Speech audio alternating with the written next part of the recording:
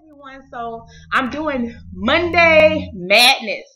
Wait, Mommy's Monday Madness. I still got to work on that, okay? This is only my second review, and I'm going to do some reviews for adults because Caleb, which is my 3-year-old, we like to do little things like reviewing toys and playing with stuff together, but sometimes just needs to be mommy, needs to be adult. Y'all done dropped my pen. Needs to just be adult time. And so right now is adult time. Caleb is at school and we're going to have our adult conversation right now. And I'm doing a review of the second part of Iyanla's Fix My Life. This is, I think it's called Fixing a Black Man's Heart, the House of Healing. And I know last week I just murdered her name. I just messed her name all the way up. But this week she actually said her own name. And I wrote it down trying to, so I can pronounce every syllable correctly. So hopefully I got it right this week. So this week's episode, part 2, starts off with, kind of rehashing the episode 1. And she enters, with them saying, this black men are the endangered species, yada, yada, yada. And we open up with Terrence and his, I almost cursed, his self. He is once again at it. He doesn't want to be there. I just want to go home. He wants to go home, and everybody wants him to go home as well. I'm noticing the other guys are kind of sick of Terrence. So he's saying that Iyanla is condescending, and I understand what he's saying a little bit because she literally looked this man in the face in his eyes, and he's like, I just want to go home, I'm out of here, whatever he was saying, and she's like, I see you. And it's just the way she said it and what she said. I guess it made him feel some type of way. It made him feel bad or stupid or whatever. He just hauled butt and got out of there, grabbed his gym shoes, took the mic off, ran up the stairs, got all the stuff, ran out the door, and he get mad, turn around, and he like, why y'all wish y'all stop following me? You want somebody to follow you. I think that's really what it is. Terrence wants attention. Terrence wants somebody to follow and chase after him. He is becoming annoying. No. I'm sorry. He is annoying. And he's becoming annoying to the rest of his housemates. I'm seeing that on this episode. They're pretty much like, Terrence, just go. Kind of how it was last week about Terrence. That's how they are this week about Terrence. They're sick of him. So, let's see what happens after that. Okay, so, we talked to Clarence. I thought we would, and I'm glad we did get a chance to talk to Clarence a little bit more. Clarence is the guy who has been pretty much in and out of jail since he was 17, and he goes over some information with Iyanla that he has no father. He was selling drugs. He was involved in robberies, and that cycle just continued to hunt him, and he didn't know how to break that cycle, but he has broken the cycle because he hasn't been in jail, but now he's at a standstill because he doesn't value himself. He doesn't feel worthy. He's holding all of his transgressions, the things that he's done in the past, he's holding it against himself. And he also struggles with not being able to let out his emotions. And Iyanla mentioned, men are always taught not to cry. And that's not the case, that they have to let those emotions out. They have to express those things. It doesn't mean that you're not manly because you don't cry. And then she got him to envision like what he really wanted to do. What do you want to be is like what she asked him. And he said he always wanted to open his own barber shop, and he cuts hair.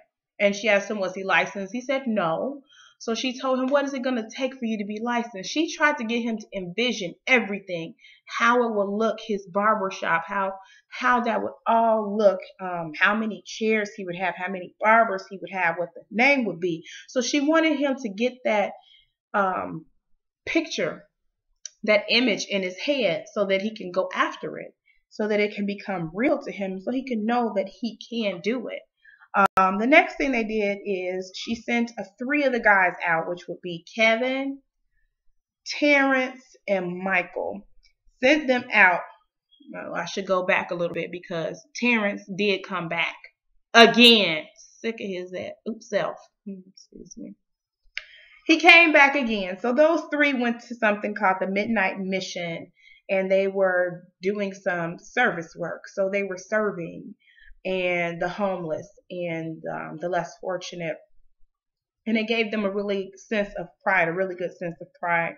Something that we did learn is that Kevin, which is, our angry, young, bad boy guy, he knows how to sign. He knows how to speak sign language, which is awesome. And everybody was really, really impressed with that. Terrence and Mike were really, really impressed with that. So we get back to the house, and then there's a moment where she being Iyanla wants the guys to open up, and she wants them to be truthful about things. And she says that she felt like there was something that was broken. There was some type of trust that had been broken. And she brings the telephone in.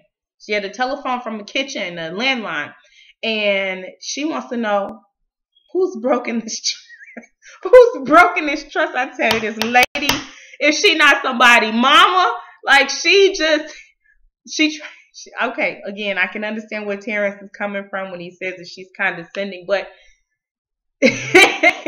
she embarrasses people, right? Hey, she's putting it out there. She said that this is what they agreed to. She's like, somebody's been on using this phone. Somebody's not been honest. And so Terrence looking all silly. He got tape on his glasses. He looking all crazy. And he says, I use the phone. I have small children. Now, again, I don't think that they're at this house of healing for a month. I don't think it's really even 2 weeks. I don't really know the time span, but I doubt that it's that long. And he says that, not he, but there were house rules that everyone agreed to follow, to abide by. And they all have families and children and lives. But when he came in, he was very resistant in part one. So we kind of already knew that there's going to be an issue with Terrence. We just didn't know it was going to be a constant issue. So then once again, here goes Terrence. He jumps up, yada, yada, yada. She tries to calm him again. She did mention to him that she wanted to contact his wife and talk to his wife and smooth things over with her because she knew that there were some issues. Them always having to be communication. So she would talk to his wife. She called his wife. And this lady seems to be very, very controlling. His wife seems to be very, very controlling. She is not interested in the healing of her husband. She's feeling afraid or something. Something is wrong that she doesn't want her husband to get the help that he needs. Because I would want my husband to have a better relationship with his children, whether they're mine or someone else's. He should have a better relationship with his children. And if his daughter is 22 and she has issues with him, that he needs to resolve that. And I would support my husband wholeheartedly. Well, the wife, she has an attitude with Iyanla, and she's just like, well, I gotta go. Do you know who you talking to, who on the other end of this phone? You better respect Miss Iyanla. But anyway, she did. She said she had to go. She hung up.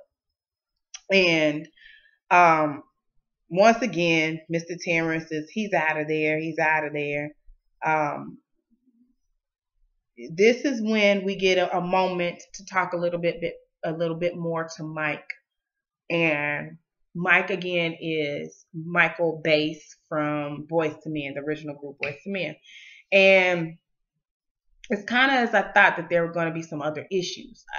I thought from episode 1 there had to be something deeper than him being upset with these other members of Boys to Men. Something else seemed to be not quite right. And so we found out that Mr. Michael, after leaving his wife or divorcing his wife, he pretty much divorced his entire family or his family. He hadn't really been a father in 7 years, and he hadn't seen his children and spoken to his children in 4 years. And he had some teenagers there. I think he said 17, 16, and 13, I want to say. And It almost felt like he didn't know how old that youngest one was. he kind of struggled with trying to guess that age, um but anyways, so they go into a room and Miss Iyanla wants them to do something called a truth stone, where they take a stone and they hand it to each person in the room and they go over that. And that's pretty much what they did.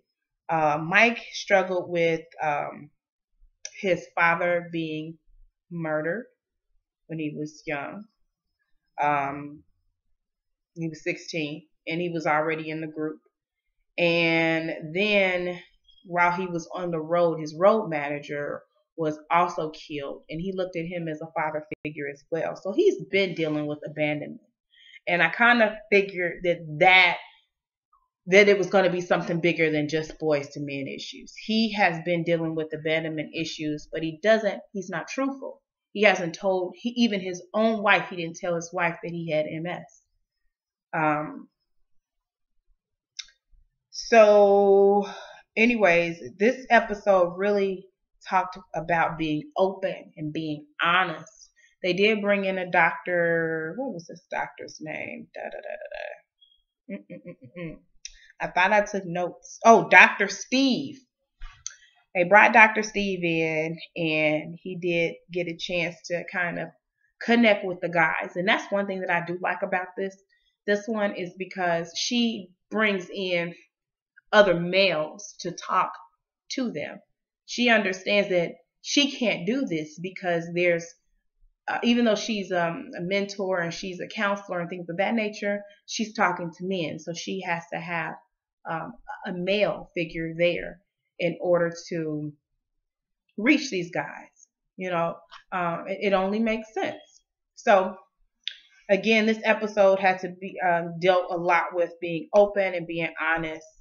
Mr. or Dr. Steve actually talked to Mr. Terrence once again, and he came back in and sat down.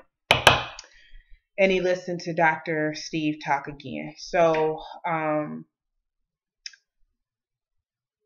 the upcoming episode seems like it might be a little interesting. We have not talked to two men, and those are actually the two men that were on the previous show with the ladies.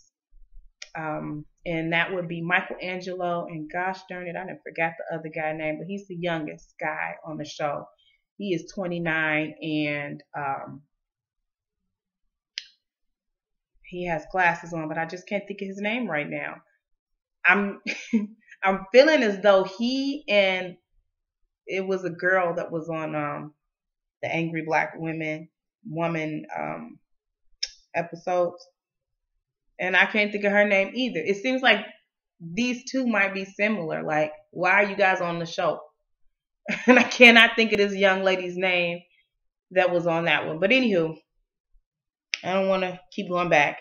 We will see this third, which will be the final episode for this particular series. We will see if she will go a little bit more in depth with those two people, which would be Michelangelo and then the young guy. Don't know his name. Well, I hope you guys enjoyed this episode as much as I did. I am really, really excited to see the next one. And I just really like Iyanla. And I like the work that she's doing. Side note, I tried to get my husband to watch this episode with me. He told me no, absolutely not. I don't know why. He says he just does not like it. He feels that she's phony. And he feels like the show was phony. And I don't know why he feels this way. But I really wanted him to watch it because I felt like, had men on here. He might not have been into the one about the women, but maybe this one would interest him more. But he's just not feeling Iyanla like I am. And that's too bad. Too bad for him. I love her. All right, you guys. Tune in next week. I'll talk to you later.